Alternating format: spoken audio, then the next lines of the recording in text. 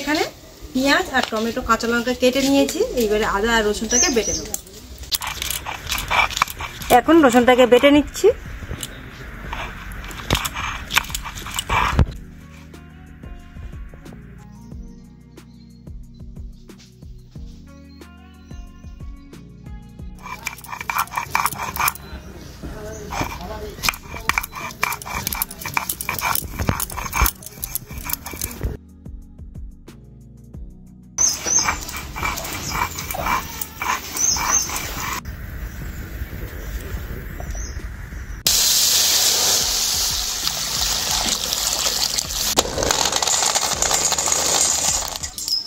নমস্কার, রূপসা রান্নাঘরে নতুন একটা ভিডিওতে আপনাদের সবাইকে স্বাগত। আজকে আবারও চলে এসেছি নতুন একটা রেসিপি নিয়ে।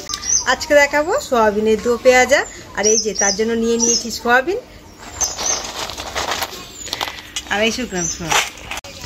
আমরা এখানে 250 গ্রাম সোয়াবিন নিয়েছি। আর এটাকে জলের মধ্যে দিয়ে একটু ভাপিয়ে নেব।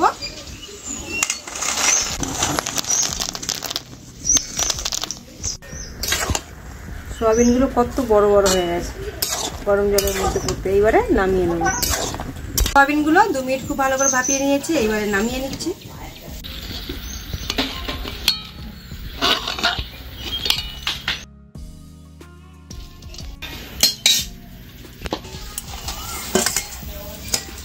এইবারে একটা জায়গায় এই জলগুলো চিপে নিয়ে নেব। গরম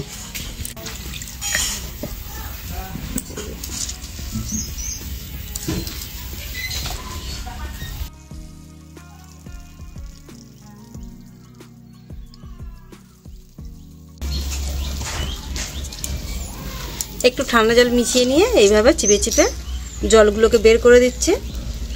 সবে নামিয়েছি তো, নয়তো খুব গরম, এইভাবে চাপতে পারছি না।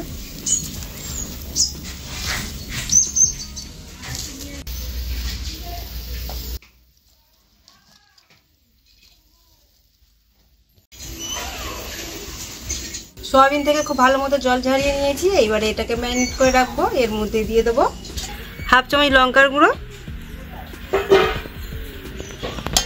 1/2 চামচ নুন, 1/2 চামচ আদা, 1/2 চামচ রসুন। এইবার এটাকে খুব ভালো মতো মাখিয়ে নেব।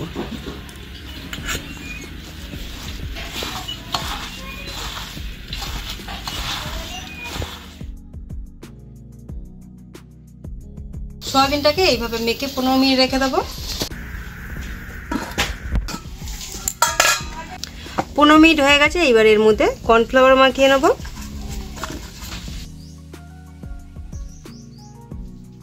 এখানে 3 চামচ কর্নফ্লাওয়ার দিয়ে খুব ভালো করে মেখে নেব।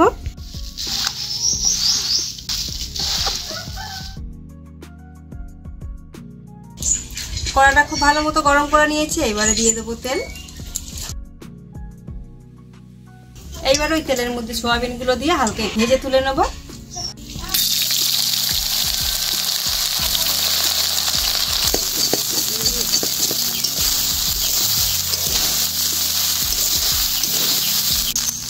সোয়াবিনগুলো ভেজে নিয়েছি। এবারে নামিয়ে নিচ্ছি একটা জায়গায়।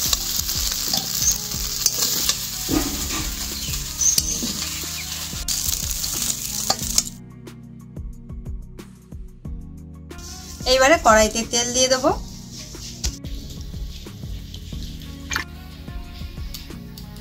তেলটা গরম হয়ে গেছে। তেলের মধ্যে দিয়ে দেবো গোটা গরম মশলা,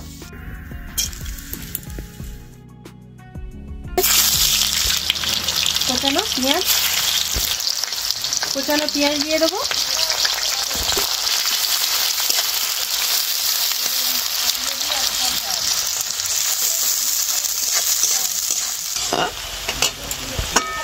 পেঁয়াজটা লাল লাল করে ভেজে নিয়েছি। এইবারে দিয়ে দেবো 1 চামচ আদা আর 1 চামচ রসুন, 1 চামচ আদা বাটা।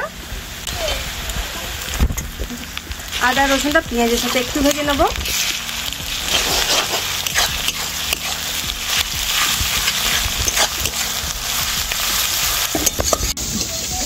আদা রসুনটা খুব ভালো করে ভেজে নিয়েছি। এইবারে বাকি মশলাগুলো দিয়ে দেবো। জিরে, ধনে, লঙ্কার গুঁড়ো, হলুদ গুঁড়ো আর কাশ্মীরি লঙ্কার গুঁড়ো। আর দিয়ে দেবো স্বাদ অনুযায়ী নুন। এর মধ্যে 1 চামচ হলুদ গুঁড়ো, 1 চামচ লঙ্কার গুঁড়ো 1 চামচের একটু কম, ধনে গুঁড়ো 1 চামচ, জিরে গুঁড়ো 1 চামচ, কাশ্মীরি লঙ্কার গুঁড়ো 1/2 চামচ, নুন স্বাদ মতো। মশলার মধ্যে অল্প একটু জল দিয়ে দিচ্ছি যাতে মশলাটা পুড়ে না যায়। এইবারে সবকিছু খুব ভালোভাবে মশলাটাকে রেডি করে নেব।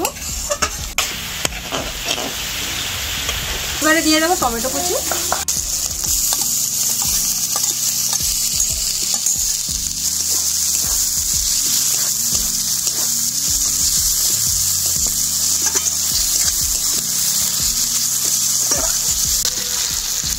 এইবারে দিয়ে দেবো 1/2 চামচ চিনি,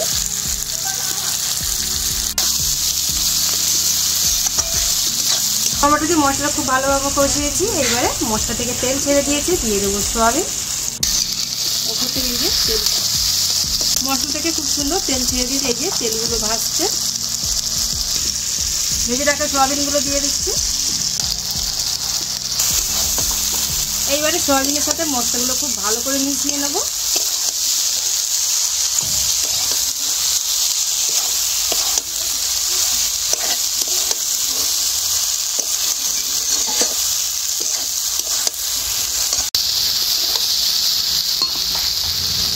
সয়াবিন খুব ভালো করে কষিয়ে নিয়েছি। এইবারে দিয়ে দেবো এর মধ্যে গরম জল,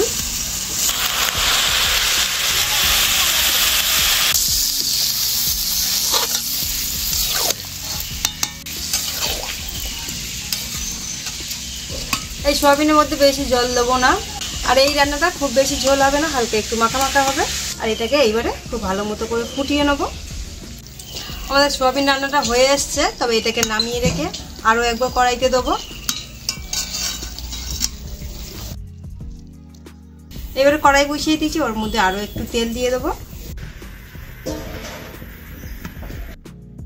এইবারে ওই তেলের মধ্যে দিয়ে দেবো পেঁয়াজ, আর পেঁয়াজগুলোকে এরকম বড় বড় করে কেটে নিয়েছি। আর কাঁচা লঙ্কা চিড়ে নিয়েছি 4টে, তেলের মধ্যে দিয়ে একটু ভেজে নেব।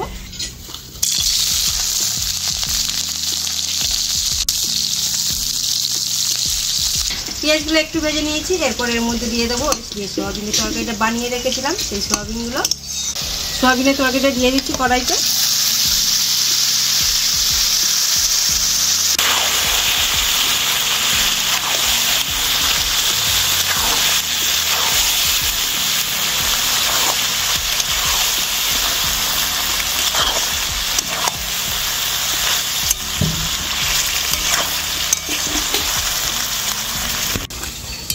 আরো 2 মিনিট একটু রান্না করে নেব, নিয়ে নামিয়ে নেব।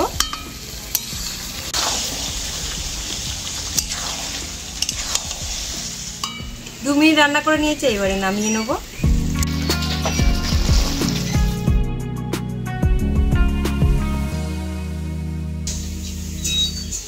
আমাদের সয়াবিনের দো পেঁয়াজা রেডি হয়ে গেছে। আর গরম গরম ভাতের সাথে তো দারুণ লাগবে, ভাব উঠছে। আর গরম গরম ভাতের সাথে এইরকম দো পেঁয়াজা খেতে অসাধারণ লাগবে। আপনারাও এইভাবে বানাবেন, আপনাদের আশা করি ভালো লাগবে। আর ভিডিওটা ভালো লাগলে অবশ্যই লাইক সাবস্ক্রাইব করে দেবেন। আর আপনারা যদি মাছ মাংস না খেতে চান, তাহলে এইরকম একটা সয়াবিনের রেসিপি বানিয়ে খেলে দারুণ লাগবে।